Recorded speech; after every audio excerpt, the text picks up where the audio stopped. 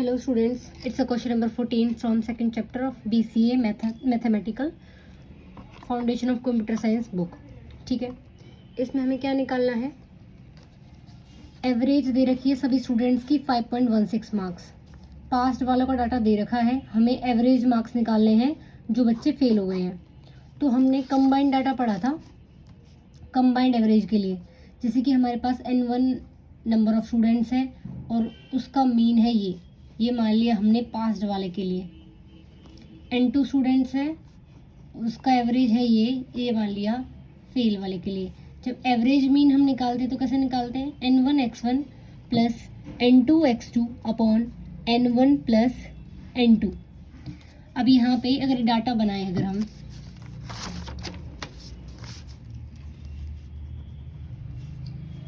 Marks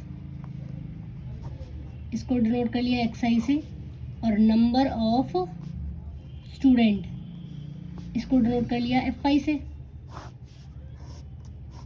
marks है 4, 5, 6, 7, 8, 9 और number of students है 8, 9, 8, 10, 9, 6, 4, 3. ये डाटा हमें दे रखा है, हमें इसका मीन निकालना है. ये किसका डाटा है? जो स्टूडेंट्स पास हुए हैं, पास्ड स्टूडेंट्स डाटा. तो हमें इनका एवरेज निकालना है, मीन निकालनी है इसकी. एक फॉर्मूला तो क्या बताया था मैंने? Summation of xi fi upon के समेशन ऑफ fi. अगर इसे मल्टीप्लाई करेंगे xi fi है, कैलकुलेशन थोड़ी ज़्यादा हो जाएगी. जब हमें पता है इजी वे क्या था, di निकाल देंगे. di की फॉर्मूला क्या थी? xi माइनस के a, और a क्या है यहाँ पे? Assumed mean.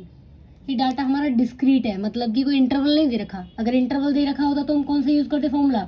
ui का क्या होता है? xi माइनस के a बाई h, ये यूज़ करते. बट अभी हमारे पास डिस्क्रीट वाला फॉर्मूला, मतलब डिस्क्रीट टेबल है, तो हम ये यूज़ करेंगे di का फॉर्मूला. हमें पहले माना अज्यूम्ड मीन. xi में से हम एक ऐसी सेंटर में एक ऐसी वैल्यू मान लेते हैं अज्यूम मीन, मतलब a की वैल्यू. तो 1 2 3 4 5 6 वैल्यूज़ हैं, बीच के दो में से कोई भी, या तो 6 मान लेंगे या 7. हमने मान लिया 6 को. ठीक है, तो a की वैल्यू हमने क्या मान ली? 6 इज द अज्यूम मीन. अच्छा, नंबर ऑफ स्टूडेंट्स कितने हैं इसमें? टोटल कर लेते हैं इसका. समेशन ऑफ fi की वैल्यू N2 आ जाएगी, क्योंकि हम पास की बात करें तो N1 आ जाएगा हमारे पास. तो इनको ऐड कर लेते हैं. 18 और 4 10 10 20 40. कितना आ गया इसका? ये 40. तो 40 स्टूडेंट्स ऐसे हैं जो कितने हैं, जो क्या हैं? पास हैं. तो यहाँ बात करते हैं N1 की वैल्यू 40, x1 हमें निकालना है. ओके, तो ये हो गया 40. हमें पता है फॉर्मूला मीन का, a plus summation of fi di upon summation of fi. तो fi हमारे पास ये है, xi ये है. हमें पहले क्या निकालना है इसमें?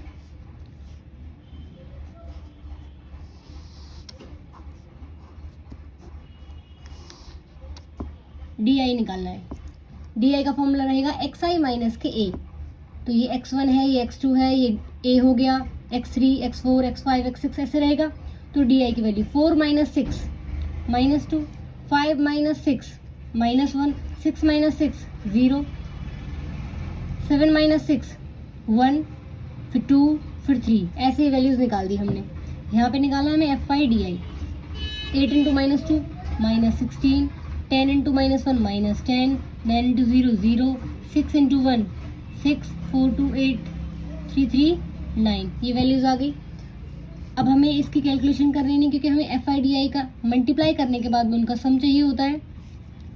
तो x bar is equal, assume mean क्या है? 6 हमारे पास. 6 प्लस हमें ये वैल्यू निकालनी है, समेशन ऑफ fi हमें क्या दे रखा है?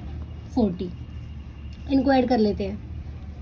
ऐड करने के बाद में इसका आंसर आएगा -26 और ये हो जाएगा 23 माइनस 3. इसकी कैलकुलेशन करेंगे तो क्या आएगा? -3 अपॉन 40 इज इक्वल, इसका एलसीएम ले लेंगे. 240 minus 3 upon 40 is equal 237 upon 40. Answer आ जाएगा 5.9. ठीक है, ये हमारे पास मीन आ गई है, मतलब x1 आ गया हमारे पास 5.9. किसका? पास स्टूडेंट का. N1 कितने हैं? 40 हैं. N1 X1 मिल गया, ठीक है। अब हमें क्वेश्चन में जो क्वेश्चन हमने पढ़ा था ये कि the average of all student was 5.16 marks, मतलब जो हमें एक्स बार है ना, एक्स बार का फॉर्मूला क्या होता है, N1 X1 plus N2 X2 upon N1 plus N2। ये हमें ऑलरेडी गिवन है कितनी, 5.16। एक्स बार की वैल्यू हमें ऑलरेडी गिवन है 5.16। We will use all values. 5.16 is equal, हमने स्टार्टिंग में ही कहा था टोटल बच्चे कितने हैं, 50। That means N1 plus N2 value है 50। जो बच्चे पास हो गए हैं वो कितने हैं, 40 प्लस N2, तो कितने फेल हो गए, N2 की वैल्यू आएगी 50 माइनस 40 तो 10, ठीक है। तो ऑल वैल्यूज, जितनी भी वैल्यूज हैं हमारे पास सबको पुट कर देंगे। N1 की वैल्यू है 40, X1 कितना आया 5.9 प्लस N2 की वैल्यू कितनी है 10, X2 की वैल्यू हमें नहीं पता, वो हमें निकालनी है, और N1 प्लस N2 कितना है 50, ये हो गया 50। अब बस हम इसको सॉल्व कर लेंगे, जो कैलकुलेशन आएगी हमारी वही आंसर रहेगा। 5.16 multiply of 50 is equal to 40 into 5.9, point से पॉइंट कैंसिल आउट, तो कितना हो जाएगा हमारे पास 236। सॉल्व करना है इसको, plus 10x2, this implies 236 plus 10x2 is equal 5.16 into 50। इन दोनों के आपस में मल्टीप्लाई करेंगे तो कितना आ जाएगा, मल्टीप्लाई करेंगे 258 आंसर आएगा इसका। मल्टीप्लाई करने के बाद 258, फिर 236 इधर जाएगा, इसको जब सॉल्व करेंगे तो आएगा 22। x2 is equal 22 upon 10 is equal 2.2। Answer में 2.1 2.3 मतलब आसपास वैल्यू है तो चलेगा, इतना पॉइंट के बाद में कोई वैल्यू हो डिफर करे कोई दिक्कत नहीं है। तो एवरेज आंसर, तो जो स्टूडेंट्स हमारे फेल हुए हैं, एवरेज ऑफ हु फेल्ड कितने आ गया, 2.2 मार्क्स। ओके।